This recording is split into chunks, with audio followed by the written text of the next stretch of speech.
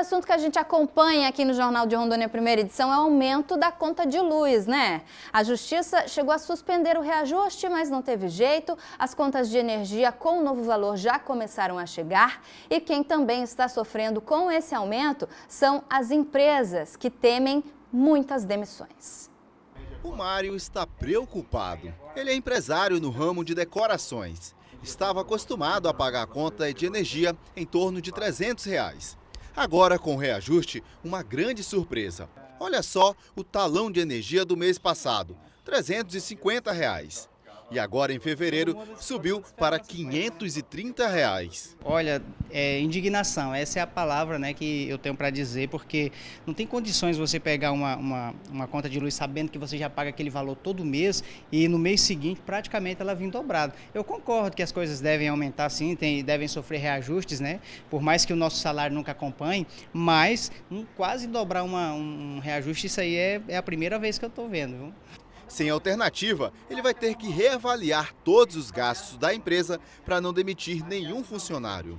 Pode sim, a gente já estava pensando em reduzir o quadro, né, de funcionários, justamente porque o momento não é bom, e tendo em vista que a gente vai ter que praticamente tirar aqui do bolso quase vamos dizer assim, um complemento de salário para um funcionário, às vezes a gente pode até estar pensando nisso aí mesmo. Não revertendo, uma das saídas, infelizmente, é a gente ter que tirar, porque a gente não pode ficar sem energia, então talvez seria diminuir funcionário. E o Mário não é o único nessa situação.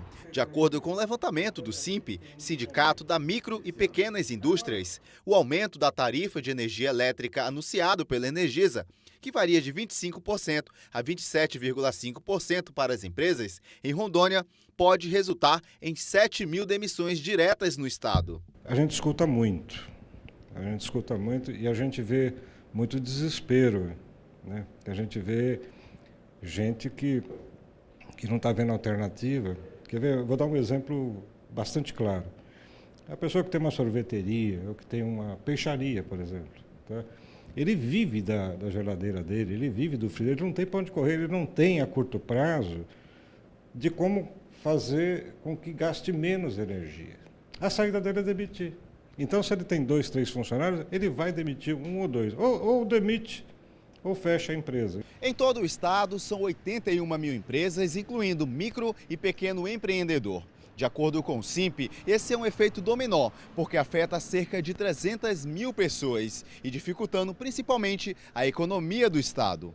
Só para a gente ter uma ideia, as micros e pequenas indústrias são açougues, restaurantes, lanchonetes, panificadoras e pequenas mercearias. Imagina só, todas tendo que demitir por conta do aumento de energia.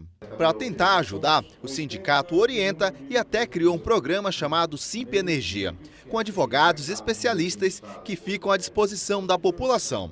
O advogado do SIMP já entregou um documento para o Conselho Estadual de Defesa do Consumidor, na tentativa de anular o reajuste. Nós fizemos esse pedido em segundo grau já no processo que está em Brasília, para poder mostrar para os desembargadores como é que o que está acontecendo com o micro e pequeno empreendedor aqui no estado. O aumento da energia elétrica foi anunciado pelo Grupo Energisa em 13 de setembro do ano passado, após ter sido aprovado pela Agência Nacional de Energia Elétrica, a ANEEL.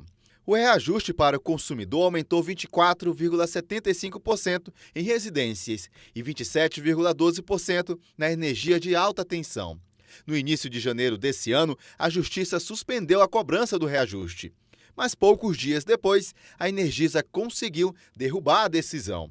Ou seja, a partir de agora, quem ainda não recebeu o talão, se prepare, porque a conta vai chegar e os valores não estão nada agradáveis. Muito difícil, porque veja só, você já economiza. Por exemplo, nós já estávamos em contenção de gastos pelo atual momento que todo mundo está passando. Eu tenho certeza que não só a nossa empresa. Resumindo tudo se resume em indignação. Quanto mais a população manifestar, é mais provável que eles vão perceber o que de fato está ocorrendo aqui em Rondônia.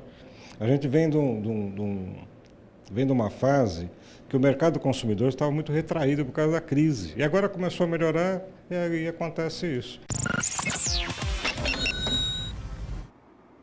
E para continuar falando sobre isso, a gente recebe então aqui o nosso consultor em empreendedorismo, Cléris Kussler. A gente já se cumprimentou no início do jornal. Então, Cléris, desde o dia 13 de dezembro, a gente tem esse reajuste na tarifa de energia elétrica e para o empreendedor não repassar, tem como outra alternativa? É difícil que ele não repasse esse valor, Karina. É muito difícil porque, dependendo do tipo de empresa, particularmente, principalmente, por exemplo, as empresas que foram citadas na reportagem, né? É um açougue que depende muito de energia elétrica para a conservação, funcionamento ali da empresa. Então, é difícil não repassar. Mas, por isso, a gente trouxe aqui algumas orientações, a gente vai ver uma tela aqui, algumas orientações sobre como é que isso pode ser feito, como é que dá para eles fazerem alguma coisa. Primeiro, lógico, uma das coisas que a gente orienta as empresas é mudar os equipamentos, alguns equipamentos de lugar. Então, por exemplo, aquele freezer que funciona na empresa e que em determinado momento do dia ele recebe luz solar, ele é um problema e aí é uma mudança que não exige, por exemplo, algum tipo de investimento. É uma mera mudança de lugar num utensílio. Uma geladeira que recebe luz solar, por exemplo, ela fatalmente vai consumir mais, né? Ela está num lugar aquecido. E o inverso é verdadeiro. Um ar-condicionado, por exemplo, uma central de ar que fica recebendo luz solar ali também, ela também não vai resfriar. Então a gente tem, por exemplo, essa é uma das soluções que não exige naturalmente um investimento. A outra, utilização de iluminação natural também, abrir janelas, ter um ambiente claro e nessa mesma toada aí a gente colocou aí uma dica de naturalmente pintar com cores claras os ambientes, né? Lógico, a não ser que seja um tipo de negócio que exija alguma coisa diferente. Um bar, uma boate, eles têm cores mais escuras porque quer dar menos iluminação.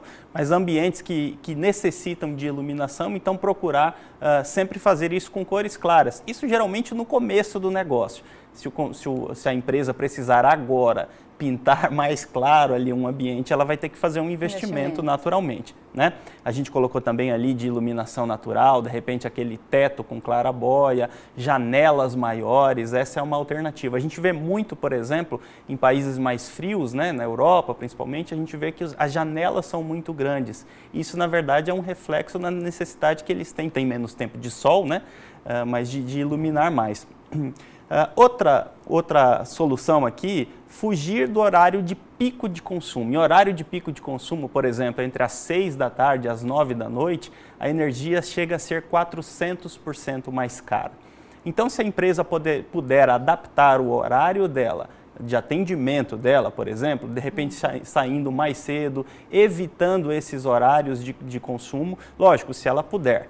A gente não vai esperar, por exemplo, que uma padaria feche às 6 horas da tarde, é um horário que ela precisa. Fechar para o café da tarde não dá. Fechar para o café da tarde não dá. Mas se ela puder fugir, outros tipos de empresa puderem fugir desse horário, eu estava conversando com um consultor de eficiência energética, ele me disse o seguinte, olha, tem uma concessionária aqui na cidade que a gente, modificando meia hora o horário, reduziu em R$2.000 a conta de energia. Maravilha. Né? Bastante importante isso aí. Então, fugir do horário de pico, algumas empresas não vão poder, mas de repente a produção nesse horário de pico ela pode evitar. Né? Então, utiliza forno elétrico, bom, não dá para assar em outro momento o pão ali, o pão de queijo, é um exemplo que a gente pode pensar. E por fim, aí sim, é uma necessidade que evidentemente gera uma despesa, mas que vai gerar uma economia no longo prazo e até no curto prazo, é fazer um projeto de eficiência energética. Às vezes existe um preconceito da empresa pensando que um projeto de eficiência energética vai exigir que ele compre um painel solar, que ele compre um grupo gerador, mas às vezes adequar o horário de funcionamento faz parte de um projeto de economia. Né? Então, as empresas, temos muitas empresas aqui em Rondônia que trabalham com eficiência energética e elas chegam ali a fazer a conta de, olha, se você funcionar meia hora a menos, quanto é que isso pode redundar na economia de energia? Tem o caso de uma faculdade que criou salas de estudo para os seus alunos porque às vezes eles utilizavam uma sala de aula inteira com ar-condicionado ligado ali para 3, 4 alunos estudarem. Então eles criaram salas de estudo numa biblioteca, por exemplo, que era mais adequado para isso. Então são soluções que podem ser encontradas e o profissional para fazer isso é exatamente esse gestor de eficiência energética. Maravilha, até os consumidores estão mudando neste momento, ali a geladeira de lugar, né, que estão em casa, já pegaram a dica para si. São soluções simples, né, que devem ser adotadas, ar-condicionado sempre no alto, né? A gente lembra a aula de física lá, né, que o ar frio é mais pesado e ele desce. Então, por isso, ar-condicionado em cima. Eu não sou profissional de eficiência energética, mas são dicas, eu acho que se adotadas, podem ser adotadas talvez de imediato e reduzam alguma coisa. Qualquer percentual que reduzir agora, Karina, vai fazer diferença. Toda a diferença, não só para a empresa, como também na venda desse produto, no bolso do consumidor. Cléris, muito obrigada pelo retorno. Até semana que vem. Obrigado, até semana que vem. Tchau, tchau.